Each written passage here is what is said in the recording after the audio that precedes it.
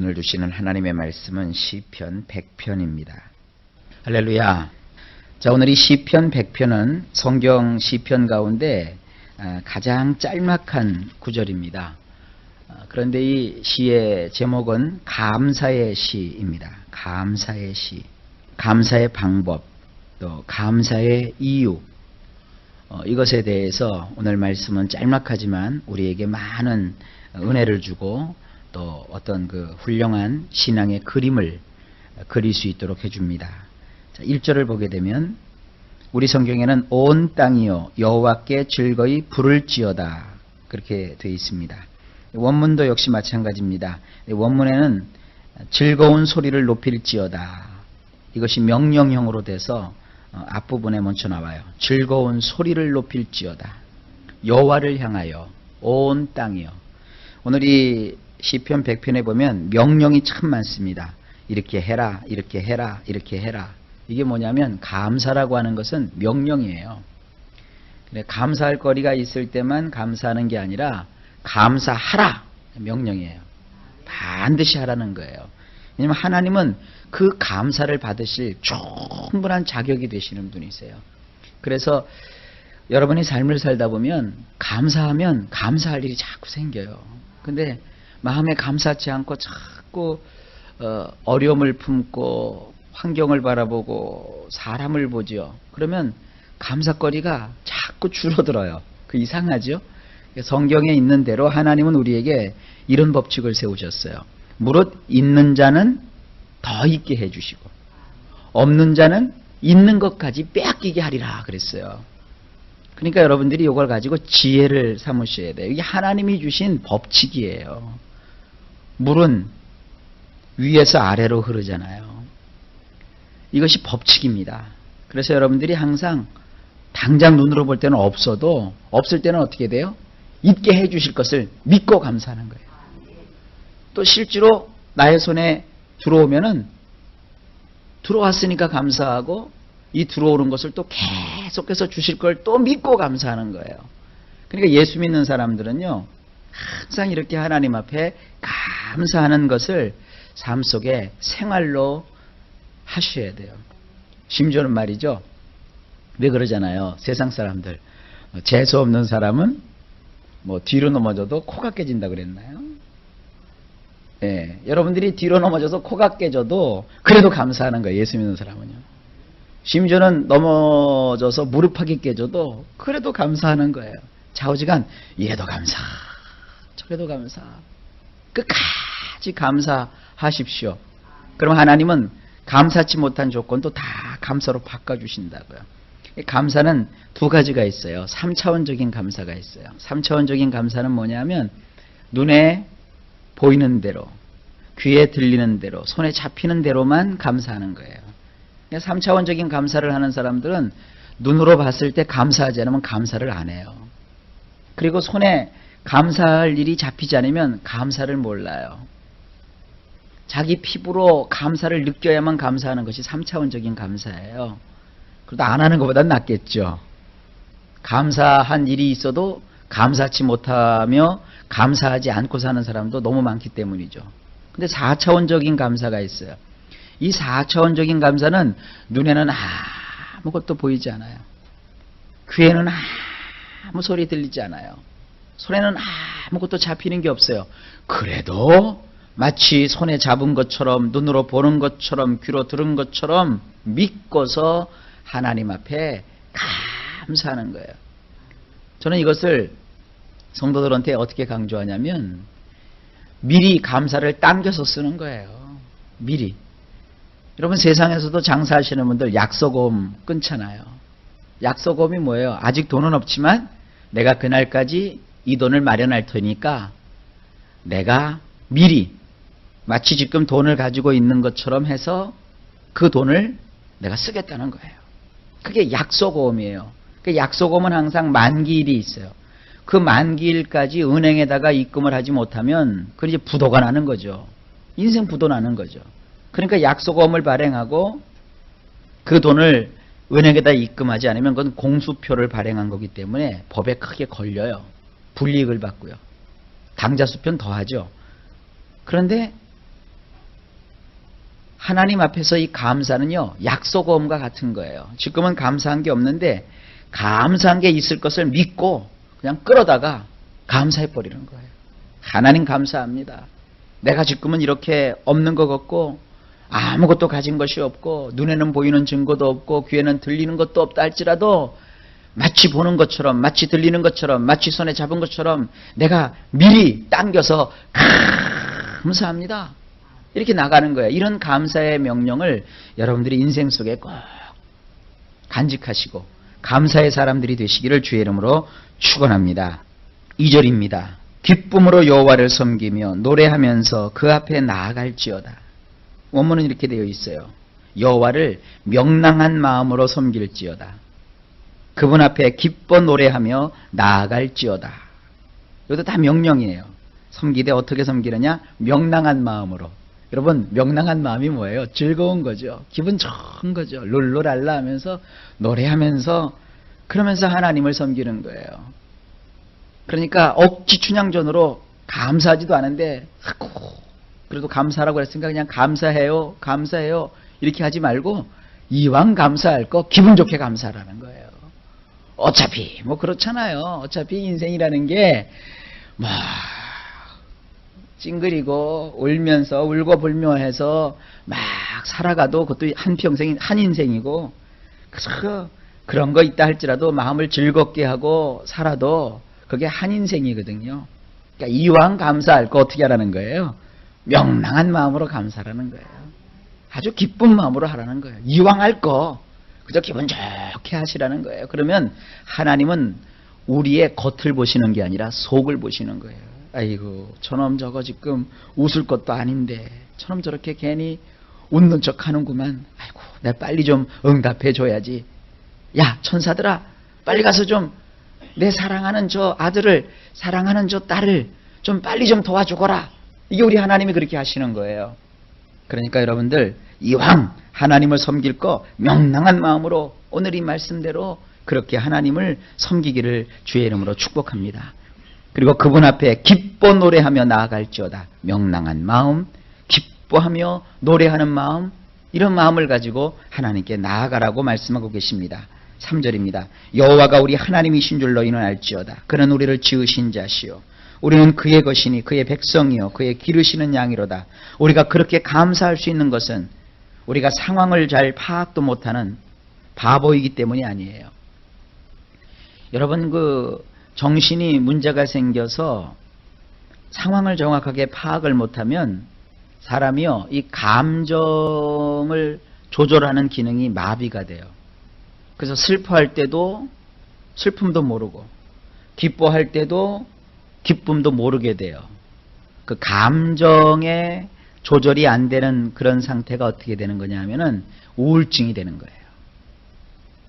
그래서 이 우울증이 오게 되면 말이죠, 그것이 침울한 상태가 지속되기도 하지만 그냥 괜히 기분이 들떠 있기도 해요. 그러나 그 들떠 있는 것이 좋아서 들떠 있는 게 아니라 마치 마약을 먹어가지고 사람이 멍한 상태에서 맹목적으로 그냥 기분이 붕 떠 있는 거예요. 오히려 이 침울한 사람들은요, 우울증에서도 그렇게 위험하지가 않아요. 왜냐면 침울한 사람은 바깥 나들이를 하지 않잖아요. 그리고 그냥 집에 콕 처박혀 있다고요. 그런데 이것이 이제 조증과 우울증이 있거든요. 그래서 이것이 막 기쁜 상태로 이렇게 바뀌게 되면 괜히 그 왜 여러분들, 이건 참 그 표현이 안 좋은데 용서하고 좀 들으세요. 미친년 널뛰기 한다, 이런 뜻이 있죠. 그냥 막 그냥 헐헐 이렇게 가요. 흐흐 실실대고 웃고. 그거 아주 무서운 거예요. 그리고 이 사람이 옥상에 올라가요. 그것도 높은 아파트 꼭대기 같은데 고층 꼭대기에 올라가서 이렇게 밑을 보면 땅이 나를 부른다. 땅이 나를 오라고 한다. 그래서 그냥 높은 데서 그냥 뛰어내리는 거예요. 대개 여러분들 영화나 이런 연속극 보면은 우울증 걸려서 자살하는 사람이 이렇게 침울하게 옥상에 올라가서 인생 막 하소연하면서 살 가치가 없다고 뛰어내리는 그런 것을 우울증으로 보는데 그건 우울증이 아니에요. 그건 정상적인 것이에요. 인생을 포기해서 뛰어내리는 거고요. 우울증으로 자살하는 사람들은요, 그 굉장히 무서운 거예요. 땅이 자기를 부른다는 거예요. 내가 지금 어려운데 어머나 저 땅이 나를 불러. 저 땅으로 내가 뛰어내려가면 참 평안해질 거야. 기쁜 마음으로 뛰어내려서 죽는 거예요. 이 우울증이라고 하는 건 굉장히 무시무시한 병입니다. 뭐 우울증에 대해서 제가 아는 바는 별로 없지만 전에 우울증 산책이라고 이름 붙여진, 워낙은 그 영어 제목이 우울증 극복하기라는 책인데 굉장히 두꺼워요. 그걸 번역을 했었는데 그 번역에 보니까 내용 가운데 우울증의 그 증상이라든지 우울증이 걸리는 몇 가지 원인들을 이렇게 쭉 보니까요. 의사들은 우울증이 우리 뇌에 있는 세로토닌이라고 하는 뇌의 신경 전달 물질이 있거든요. 그 신경 전달 물질에 이상이 있으면 생기는 거라 이렇게 얘기하고 있지만, 사실은 우울증은 우리가 영적으로 혹은 신앙적으로 보면 신앙의 비정상적인 그런 모습에서도 이 우울증이 오기도 해요. 우울증을 치료하는데 그 우울증 산책이라는 책의 가장 큰 치료법이 뭐냐 하면 우리의 영혼을 회복시키라는 거예요. 근데 그 회복시키는 가장 중요한 게 뭐냐? 인생 속에 감사거리를 발견하라는 거예요. 이 감사라는 게 여러분 약이에요. 여러분이 감사하게 되면요, 우리 몸속에서 하나님께서 신비한 약을 우리 속 안에서 하나님이 이렇게 나오게 하세요. 약을 먹어야만 생성이 되는 어떠한 그 작용을 하게 하는 거예요. 자, 다시 한번 얘기할게요. 우울증에 걸린 사람들을 치료하는 법은 다양하지요. 그건 우리 같이 비전문가들은 잘 몰라요.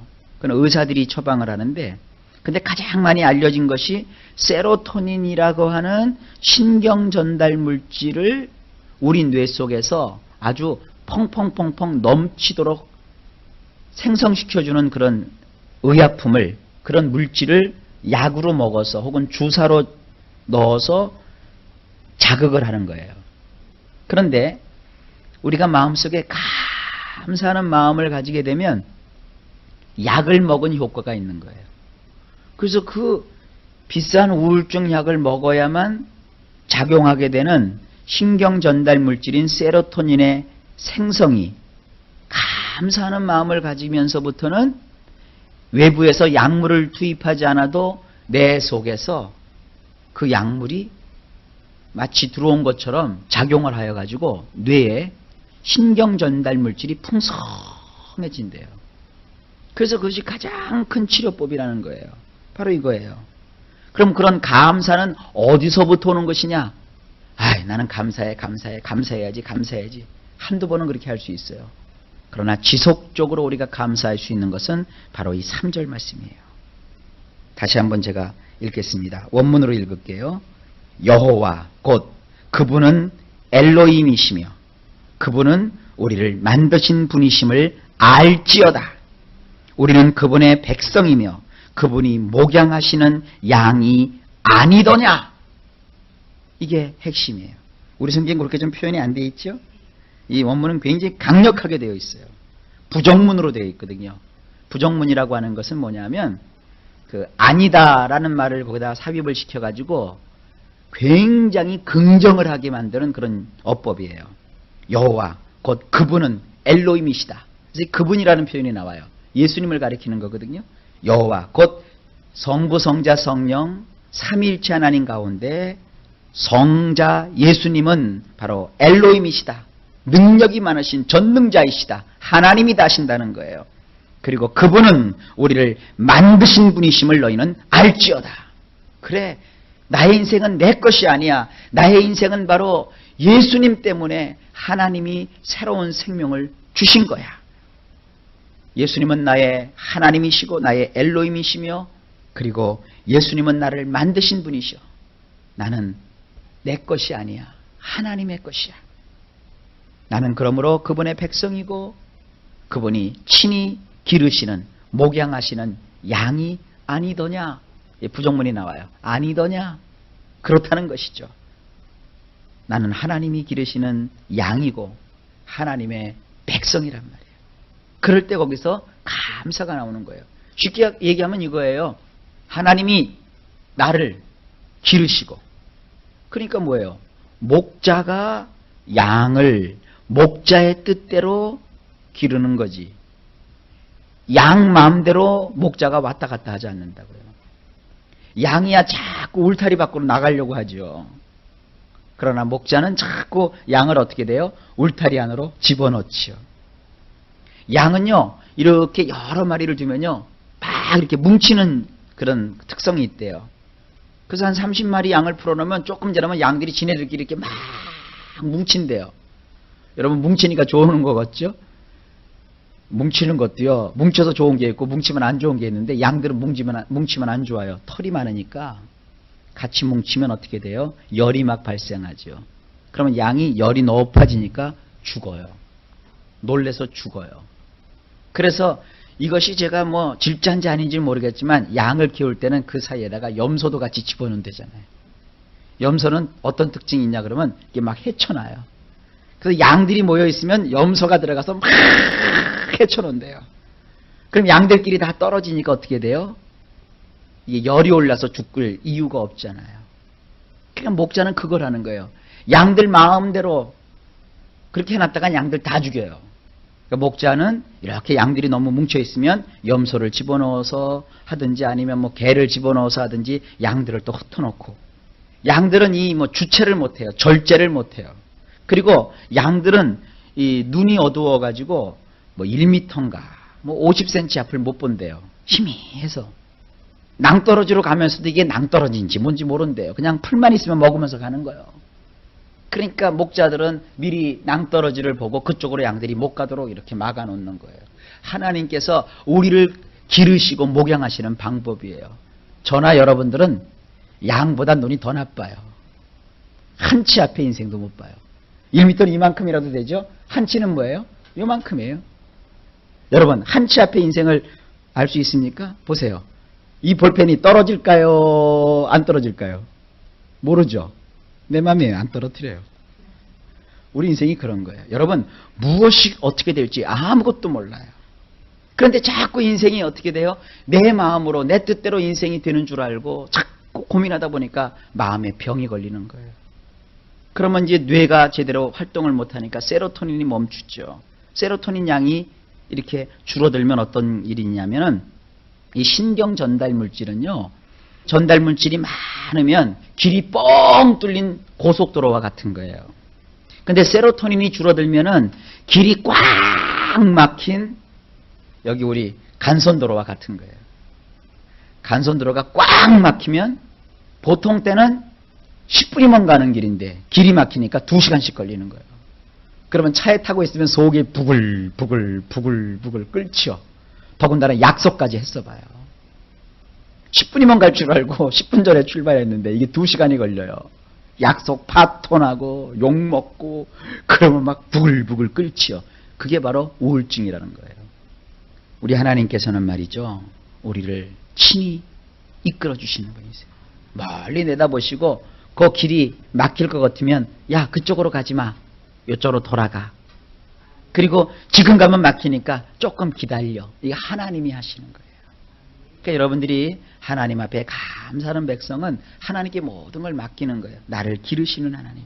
그래서 저는 어떤 인생을 이렇게 살면서요, 어떤 일이 딱 벌어지면 항상 일을 하기 전에 기도하죠. 그리고 일이 벌어지면 내 기분대로 그 일을 해석하지 않아요. 내 기분대로 해석하면, 내 맘대로 해석하면 왜 하나님 내 뜻대로 안 해주십니까? 하고 막 짜증이 나요.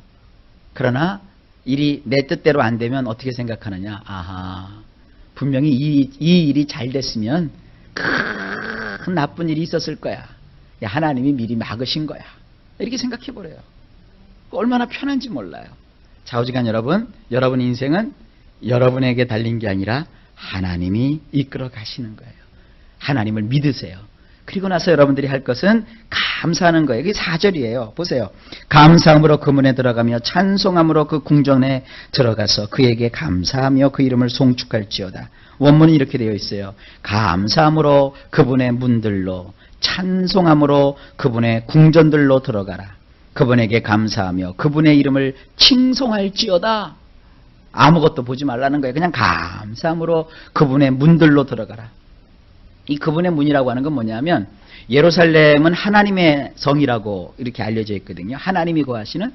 근데 그 예루살렘에는요, 들어가는 문이 하나만 있는 게 아니라 여러 개 갈래길이 있고 문이 있어요. 그러니까 그 문을, 어느 문을 통해서 그 예루살렘으로 들어가든지 너희는 그 문을 들어갈 때 감사함으로 들어가라는 거예요. 그리고 예루살렘 가운데는 궁전이 있는데, 왕이 사는 궁전이 있는데 하나님이 계시는 그 궁전으로 들어갈 때는 찬송함으로 들어가라는 거예요. 그래서 그분께 감사하며 그분의 이름을 칭송하라는 거예요. 하나님은 위대하십니다. 하나님은 멋지십니다. 하나님은 참 놀라우십니다. 예수님을 찬양합니다. 예수님은 나의 구세주가 되십니다. 하나님이 나와 함께 하시기 때문에 나에게는 좋은 일이 있을 것입니다. 여기 목사가 여러분 예배 때마다 시간마다 축복을 하잖아요. 여러분 좋은 일이 있을 겁니다. 정말 좋은 일이 있을 겁니다. 그러면 좋은 일이 항상 생겨요? 그렇지 않을 때도 있죠. 그런데 좋은 일이 생길 거라고 자꾸 얘기하면 마음이 어때요? 기분이라도 좋잖아요. 그것이 며칠 지나고 나면, 얼마 지나고 나면 진짜 좋은 일이 생겨요. 여러분 아침마다 거울을 보시고요. 아이고, 나는 왜 이 눈이 이렇게 생겼을까? 나는 왜 이 눈썹이 이럴까? 이것만 고칠까? 이렇게 생각하지 마시고 아침에 탁 거울을 여러분 보세요. 새벽에 거울 보면 조금 그러니까 아침에 세수하면서 거울을 탁 보고 화장하시기 전에 탁 보면서 먼저 이거부터 하세요. 너 하나님의 사람아. 여러분이 영혼을 거울을 통해서 보시란 말이에요. 그리고 축복을 해주세요. 너는 예수님 안에서 잘 될 거야. 너는 이 세상에서 정말 하나님이 사랑하시는, 하나님의 기르시는 양이야. 내가 너를 축복하노라. 그러고 나서는 제가 맨날 인사법 알려드리죠. 반갑습니다. 사랑한다. 축복한다. 행복해야 돼. 그리고 너는 뭐든지 잘 될 거야.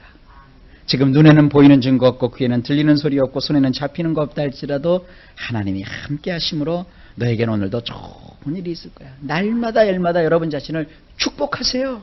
그리고 삶을 사세요. 그러면 처음에는 축복한 대로 나의 삶이 되지 않지요. 마귀란 놈이 있는데. 그러나 계속 그렇게 나가면요, 하나님께서 정말로 좋은 일들을 이루어 주세요. 여러분 인생 속에 기적은 일어납니다. 여러분 좋은 일이 있어요. 그러니까 자꾸 축복을 하세요. 그러면서 하나님께 어떻게 돼요? 감사하는 거예요.